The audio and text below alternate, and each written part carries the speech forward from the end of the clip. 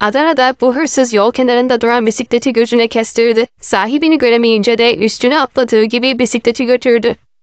Bisikleti çalan hırsız yorulunca camide elini yüzünü yıkamak istedi. Bisikleti kapıya bıraktı. Döndüğünde bisiklet ortada yoktu. Bir başka hırsız da ondan çalmıştı.